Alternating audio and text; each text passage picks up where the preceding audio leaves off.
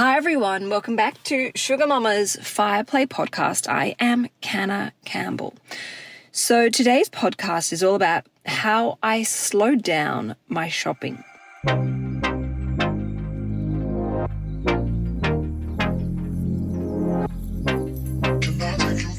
A couple of months ago, I think it was, I made a podcast for you about how I afford fashion within my budget, how I am able to afford to buy myself a few nice things every now and again, maybe a few little luxuries along the way without ever jeopardizing my financial well-being. And you guys love this podcast. It's probably one of my top 10 most popular podcasts.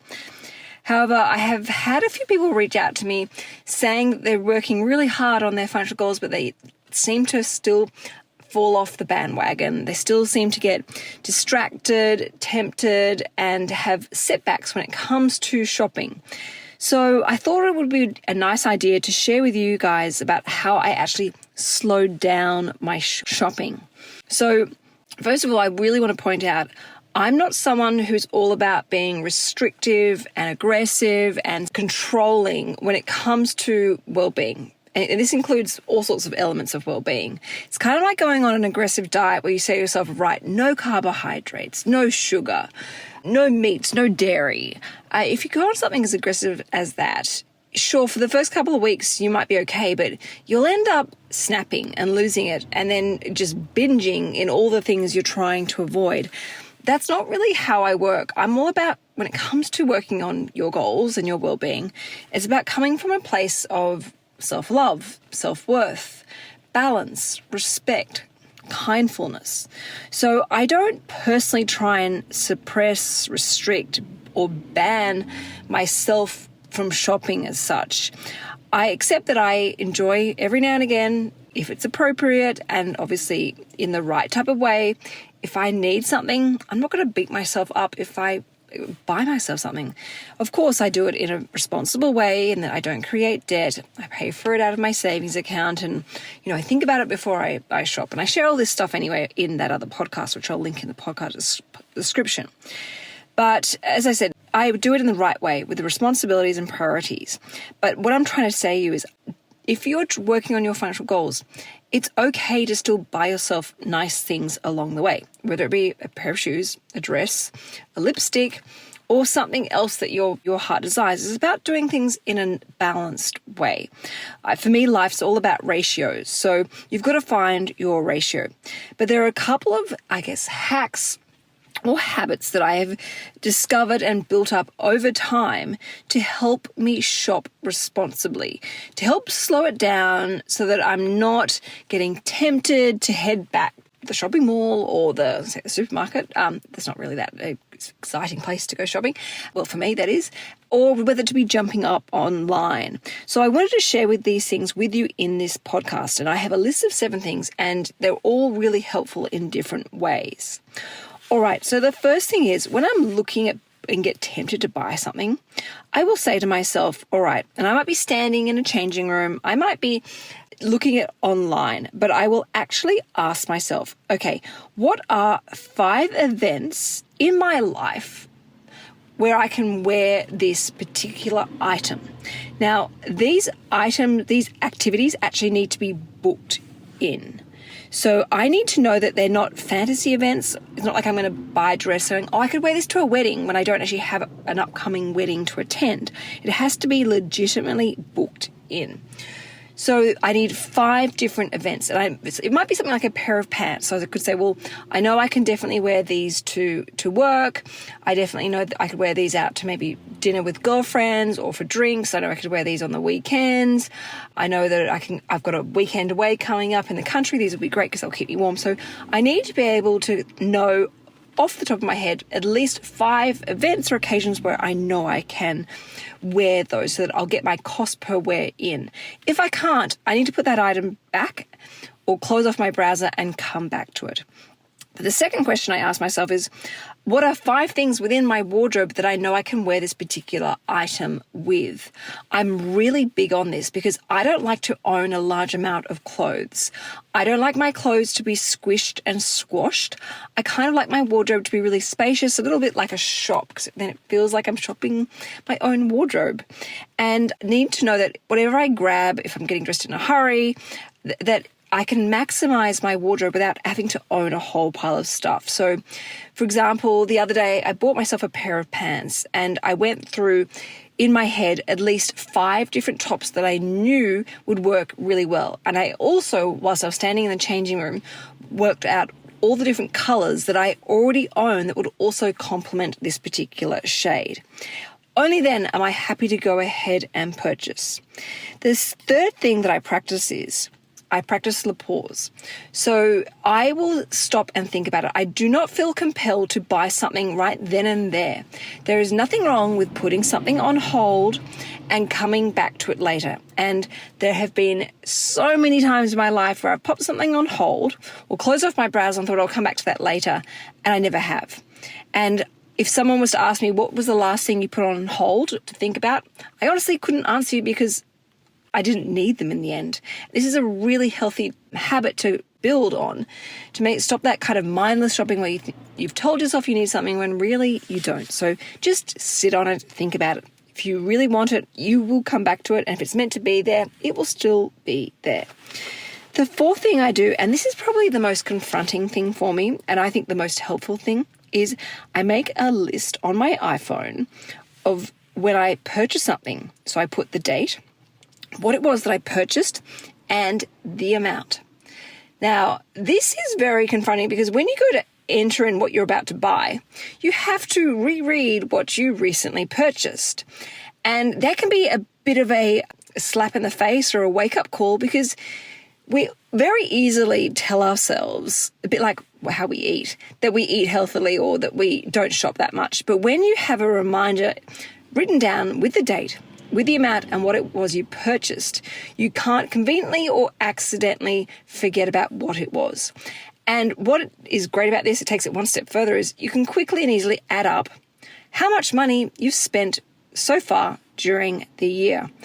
Now, this has, again, been a great wake-up call to me because I've looked at things and gone, oh, hang on, you bought something for yourself about 8 weeks ago. Do you really think you need to be buying something again? And so many times I'm like, actually, that's enough for me. I don't need that. What am I doing? And it's been a fantastic thing because it makes me put things into perspective because I think, okay, well, I'm about to buy, say, a $60 t-shirt, call it. I realize what I may have purchased in the past. I may have purchased a previous t-shirt. I may have not, maybe a jumper. But it starts making me accountable. It starts forcing me to be really honest about where my money is going. And now I will admit, in my budget, I have a certain amount of money per month, which is allowed to be spent on clothing, shoes, and accessories. I definitely don't spend it every month, and I'm allowed to roll it forward for other months. But this stops all the silly little purchases in between that I don't really need, I don't really want, and I'm just filling a void in my life.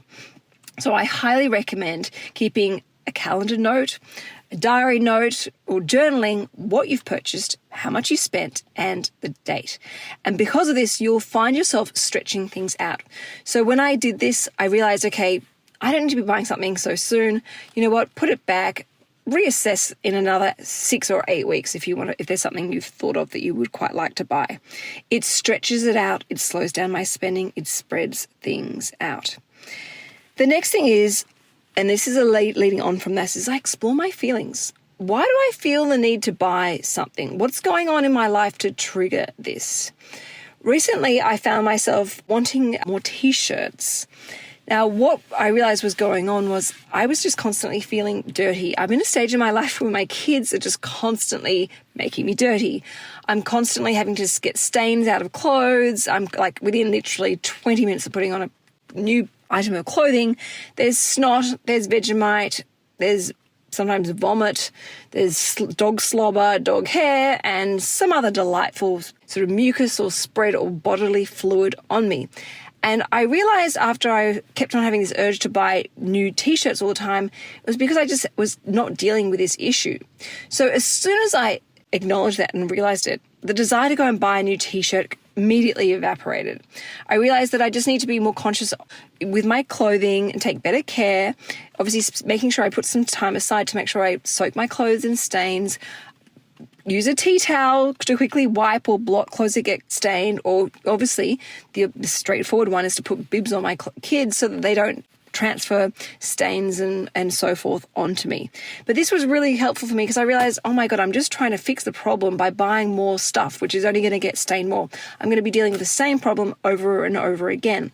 And when I've done this in previous parts of my life, I've realized there's an emotional void in my life. Like I went through a phase where I was just obsessed with buying warm, fluffy jumpers. And I realized at that time in my life, I was actually really feeling really lonely in my life. I was really craving the warmth and the love and the touch in my life, and that was where the fluffy jumpers came in. I've also had periods of my life when I was going through postnatal depression where I was buying luxury in particular stores because I'd go into these stores and people were paying attention to me, they were listening to me. I was getting a break away from the sticky fingers, the snot, the food being thrown on me. So when you stop and do this and actually invest time going, what's going on for me? Why am I feeling this desire? It's quite incredible what comes up. And whatever comes up quickly removes or dissipates that desire. It's quite powerful.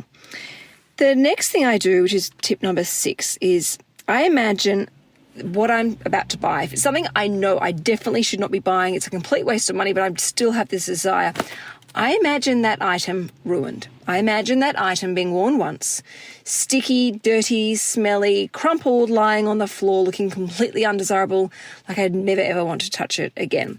Or I will imagine that item fitting me really badly, like being really gapey in the areas that I want to accentuate the most and excessively tight and unattractive in the places that I'm trying to maybe tone down. Again, this is really helpful in turning me off that particular item. And again, incredibly powerful. I actually did a reel on my Instagram account, Sugar Mama TV, where I showed people this t-shirt desire of like food being smeared all over it and how it just instantly stops the desire to go and purchase more and more. And then the 7th and final thing I do is slow down my spending. And this is a really healthy place to go to or get to find yourself at if you're really trying to slow down your shopping. And that is appreciation. Appreciation that there is always going to be beautiful things in the stores. You are always going to go into your favorite shop and find something nice that you want to buy. Something you would like to take home, something you would like to wear, something you would like to have of your own. But that doesn't necessarily mean that you need to have it. You need to take it home. When I walk around the shops, I've learned to teach myself to appreciate and show gratitude for that particular item, but that particular item safely remaining where it belongs, in the store. So I can happily wander on around my local shopping mall and enjoy and appreciate, almost like an art gallery, what is being hung in the stores, even the photographs online. I can just appreciate them, admire them, and leave them there, just like walking around an art gallery.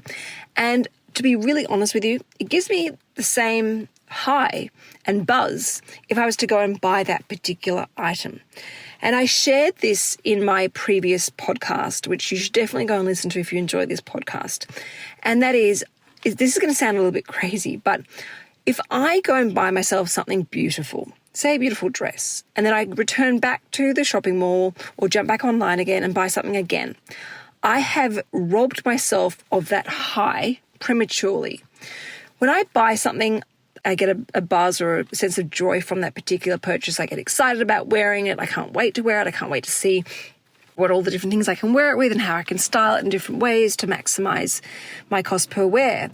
If I go and quickly buy something straight after that, I've ruined and I guess trumped or destroyed or disrespected the buzz, the high, the joy, the bliss from that previous purchase. So when I do buy something, I want to allow the energy, the vibration, all the happiness that comes from that particular purchase to last a long time. Not just a couple of days, not just a couple of weeks. I want that to last as long as possible. And this has been really helpful in really slowing down my shopping. And when I do shop, I shop with gratitude and appreciation. And I have this incredible feeling of satisfaction. Now, today's podcast is just a short one and a sweet one, but I really feel like applying some of these attitudes, mindsets, and hacks into your own personal shopping affairs may really help slow down your shopping so that you find more money building up in your account.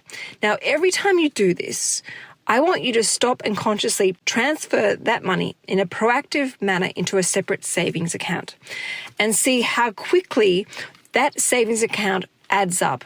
It will add up incredibly quickly. And once you've got a certain amount of money, whether it be $500 or $1,000, whatever the number may be for you, go and put that towards your own financial well-being and see and feel the different, but I think kind of better high that comes from self-love, self-care, and building up your own sense of self-worth when it comes to long-term, realistic financial well-being.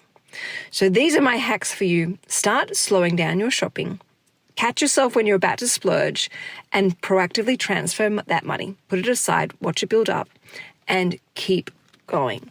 Let me know how these hacks go. I would love to hear from you. And if you have any other hacks that you would love to share with this growing community, please make sure you put a comment in this podcast so I can share it with everybody else.